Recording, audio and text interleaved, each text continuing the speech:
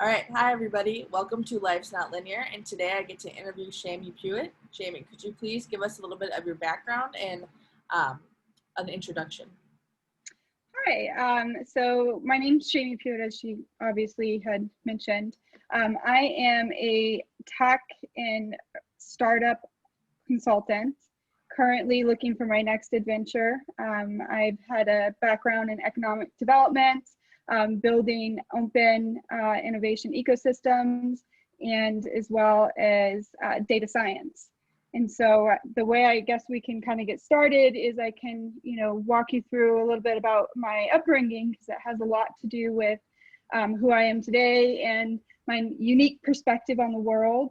And then I'll talk a little bit about some highlights within my early career and where I'm at now in my mid-career. Does that sound good? Yeah, that sounds great. Thank you.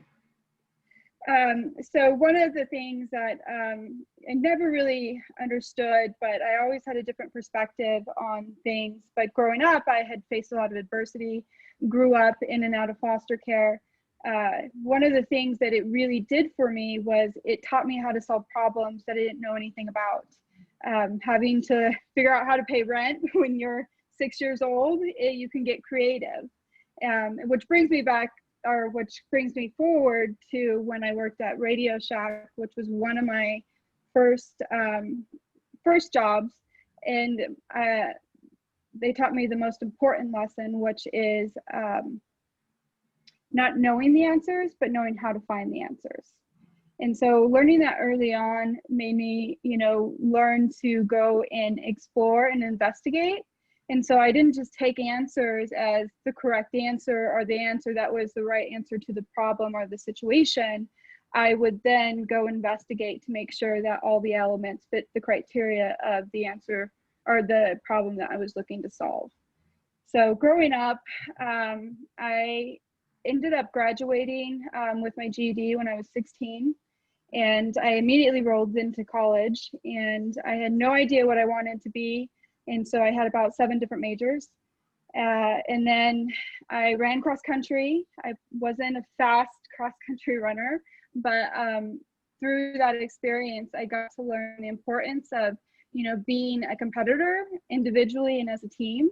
And I like to equate that a lot as a professional, because you're not the solution, but you're part of the solution. And bigger things happen in numbers. So from there, I was in college for about 10 years. Do you want to interact a little bit? Oh yeah, this is great. I love your background so far. If you want to talk more about your collegiate experience, that'd be great. Well, I went to Colorado State University, Pueblo, and I ran cross country for 3 years through the early part of my college career. And then I also worked while I went to college. So I worked part-time for T-Mobile. And so I had actually done really well working for T-Mobile. T-Mobile is a great company to work for. And it has been the best company I've ever worked or had been involved with throughout my career. But I was also in the wireless industry in the midst of major disruption. So I started in the wireless industry in 2003 with Radio Shack. I worked for Verizon and AT&T. And from there in 2006, I moved to T-Mobile. And so when I worked at Radio Shack, they didn't have text messaging packages. And so it had really started to take on, and people would come in with like $20,000 phone bills. But from there, when I worked for T-Mobile, I helped teach people how to use the first Android, how to use the iPhone. And so it really, again, taught me a lot about troubleshooting and understanding from the customer's perspective. I hated sales. I felt like at the time, I felt like a car salesman. Mm-hmm. And then now looking back and through that journey of really getting to love sales, I realized that people are going to buy from someone. Why not buy from me? I can ensure that when they're buying from me, that I have their best interest at mind and that they're getting a solution that fits them. And so that through T-Mobile, I was there for 7 years, all the way to the Un-carrier movement where they got rid of contracts and John LeGreer came on. And so that it's been very fun after the fact, seeing them disrupt markets after markets. That's amazing. But from there, I graduated in 2013. So I started my education at CSU Pueblo in Pueblo, Colorado. And then in my senior year, I moved, took some time off because I realized that I'm never going to graduate if I don't decide what I wanted to do. Yeah. And I at the time was majoring in social work, but when I was in my classes, I guess I felt an overwhelming sense of empathy towards some of the case studies, and I realized that maybe it was too close to home, being how I had grown up in an unstable and volatile environment, and I thought I wasn't ready, and personally I had some development to do. So I took a time off from school, and then I moved from Pueblo to Houston, Texas with T-Mobile, so I transferred, and it was a culture shock. I worked at a high volume store in Houston, and then that was very interesting, learning how to, really be adaptive as far as working with my customers and how I communicate. And then I moved to a low volume store, and that taught me a lot about how to maximize the opportunity that you had with every customer. Sometimes it was one a day. Oh, so wow. it was very interesting. But I graduated in 2013. And then from there, I started off as an IT recruiter. Wow. I guess we could pause there if you have any questions about thank that. you for sharing like a timeline. I feel like there were so many moments where, like you said, I really love what you said about it's not knowing the answer, but knowing how to find it. And I'm wondering if you don't mind if we touch back on like your childhood experience. How were you able to navigate like that ambiguity and kind of push through difficult times, and you were able to graduate high school or get your GED kind of early? So I'm wondering, kind of what was your motivating factors or your comfort zone? So I wish I had the answer. And that was an answer that, really inspired me to pursue social work, because I had a full sister and then 2 half siblings. And I didn't understand how they didn't see from my perspective. And I realized that it's either you're born with it or it's taught to you. And so I was really passionate about, well, how can we teach everybody? Not saying that everyone has to think like me, but I looked at my environment as an observer. And as an observer, I realized that that's not what I wanted for myself. But I had no choice. I was dependent. I was a kid. And so I made a promise. I said, and the way I related to it was, you're going to have to be in prison for a while, but eventually you'll be free if you put in the hard work and really develop yourself. And so I was always fascinated with the idea that I could really create who I was going to be in the world. I thought that was a beautiful gift as a kid. I'm like, I could be anything or anyone. And so from there, I really just honed in on the fact that education was important. No matter what, I had to get a degree. That degree opened up more opportunities and options for me so that I can support myself and find some sense of stability. I was young, didn't really understand the real world, but that was my hypothesis. And so as a kid, I spent a lot of time just imagining what my future would be. And, you learn, it's experimentation, but that promise, really pushed me forward, because I believe that one day, I wouldn't have to be in that environment. And it's true. So that is probably the best way I can answer that question. And then I would really love to hear also about your collegiate journey, more so just how you were able to, make those major switches and graduate in 10 years, because I feel like a lot of students, myself included, I just finally graduated, thank you. I switched majors only once, but I'm still not even sure if I liked my major. But I think a lot of students feel stuck. Like, after even 2 semesters. They're like, oh, I shouldn't switch, I should just push through. So I'm wondering how you were able to like navigate that as well. So it's interesting how we're asked to make such major life decisions when we know so little. Yeah. And I didn't know that going through college. I was kind of like, oh, this is the prescription to success, which also didn't know what success was, because I thought it was defined as what was predefined for me. But, you know, I was really good at observation, and in school, you know, there was things that challenged me, like biology, A&P. The first time I ever failed a test, I was just shocked because I actually studied. But, you know, that teacher actually taught me, you know, why don't you try a different way of studying before we change the way I instruct. And so I did, and that was actually just like I memorized and used some processing techniques.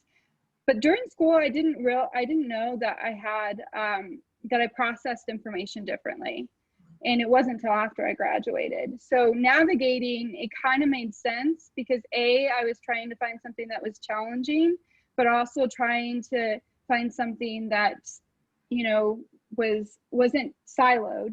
So because I would lose interest very easily, but also something that was dynamic to where it would challenge me to stay engaged and interactive. But you know, I somehow made, like, I think it's luck or fortunate that I navigated through college with not knowing that I had dyslexia or ADHD, and still was able to have a decent GPA, and eventually I graduated with a degree in organizational leadership. It's a Bachelor of Science. And it's really just more of the generalization of business with an emphasis on management and operations.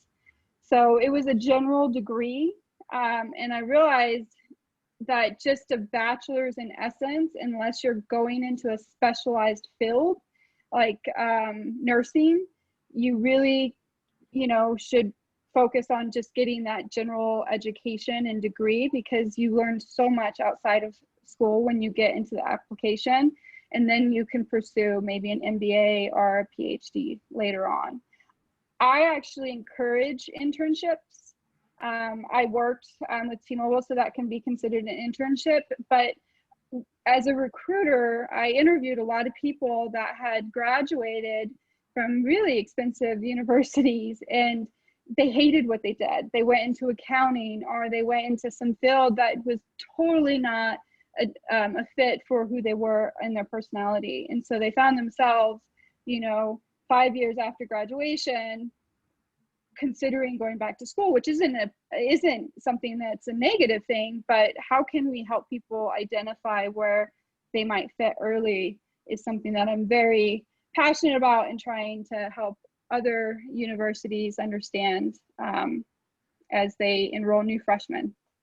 That is super necessary, because again, like you said, it's not bad to go back to school or to switch, but how can we figure that out without spending a lot of money and spending a lot of time on something that we might necessarily not like? So that's great to hear that that's something you're passionate about. And then earlier, before we started this interview, you mentioned that you're very passionate about neurodiversity. Could we dive into that a bit more? Yes. So again, I thought up until the age of 25 that everyone processed information the same way as I did. And discovering, it was after I graduated, I noticed there was some differences between me and my colleagues. Seemed things that were very easy for them were so complicated for me, and things that were so complicated for me were things that were so easy for me were so complicated for them. And so that really had me going in and doing some discovery and trying to understand what was off. But through that, I, you know, had learned that I had attention deficit disorder. I have the hyperactivity, so I am a ball of energy, hence why sports was a good outlet for me. And then it wasn't until a year ago that I realized that I found out that I had dyslexia, which I thought dyslexia was something completely different and would have said, you're crazy. I love to read. Just takes me forever. That's why I have a library of books. But I had just naturally adapted using technology and tools. And then once I understood how I processed information, I was able to even accelerate my learning and become even a high performer in productivity. Neurodiversity to me, because I don't believe I have a disability. I think it's just I'm diverse and different from the norm. In most systems and organizations is built for the typical processor. And so if I'm in an unsupportive environment, then that environment is disabling me to reach my full potential. If I'm in a supportive environment and I have the tools and the resources, I'm not disabled, I'm empowered. And so I can't speak for everyone that has dyslexia and everyone that has the same ADHD, and that because neurodivergence is so different, everyone has their own experience, and there's still so much that we're learning about the brain that we don't know. And but from my own experience, I fully believe that we need to get rid of the word disability, because you're putting shame and blame on the person that's different. And we need to look at organizations and the structure of society as how that isn't empowering everyone. And so neurodiversity is really about empowering everyone. And we're getting there, but it's, an early movement.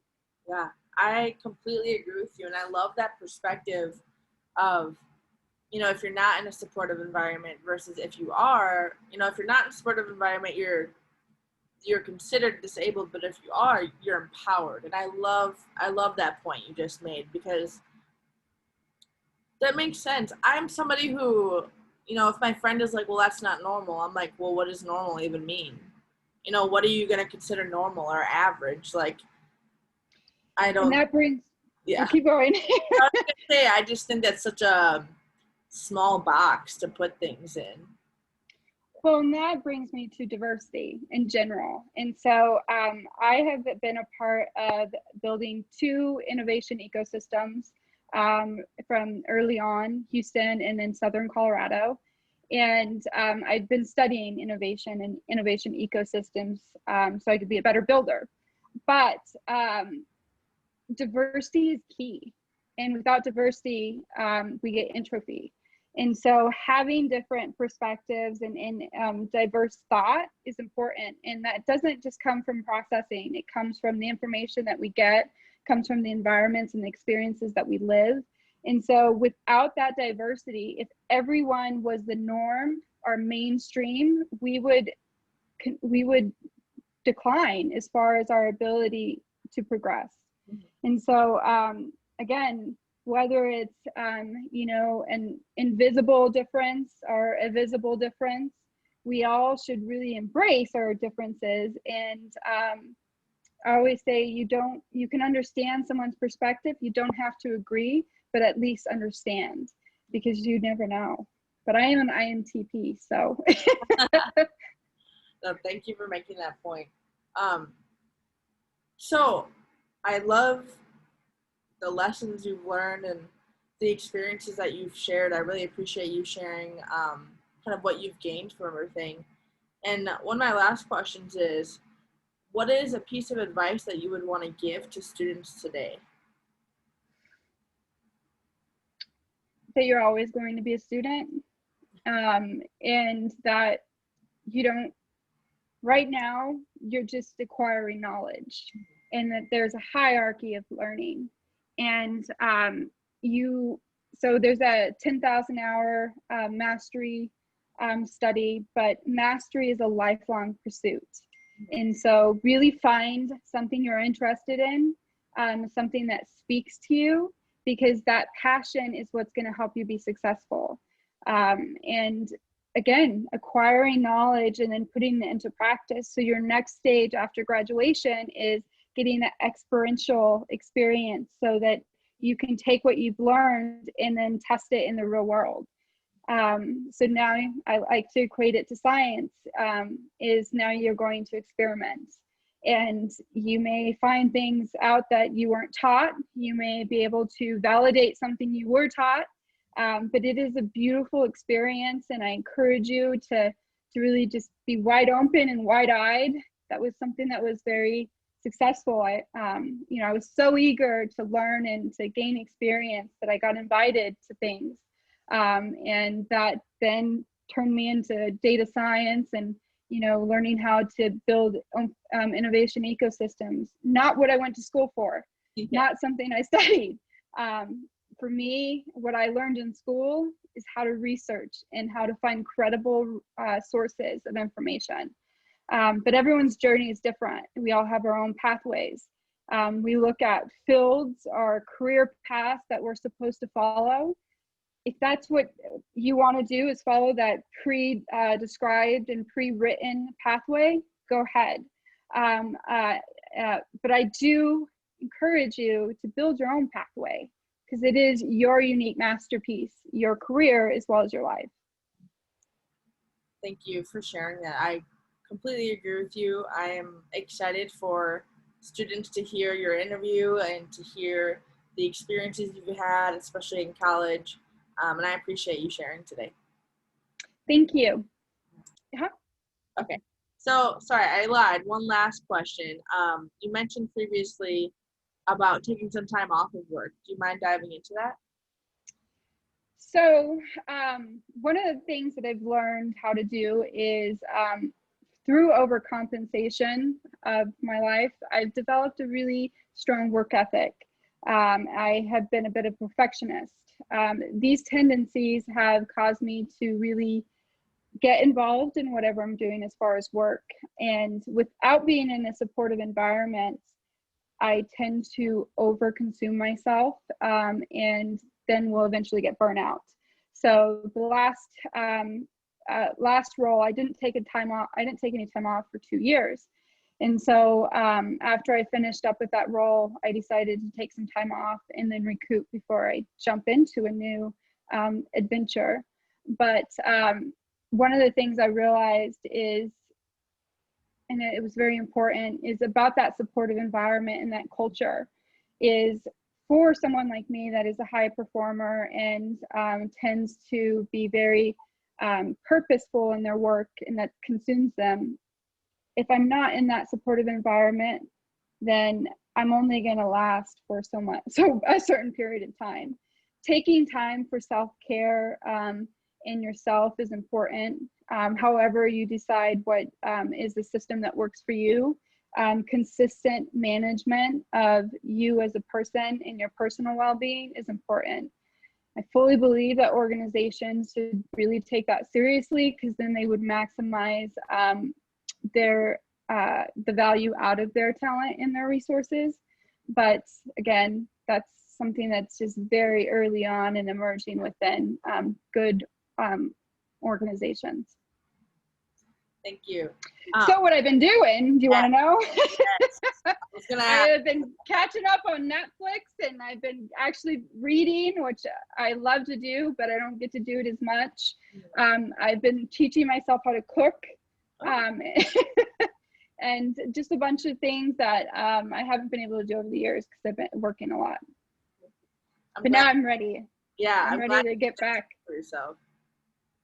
Awesome. Thank you for sharing that last bit. I appreciate it.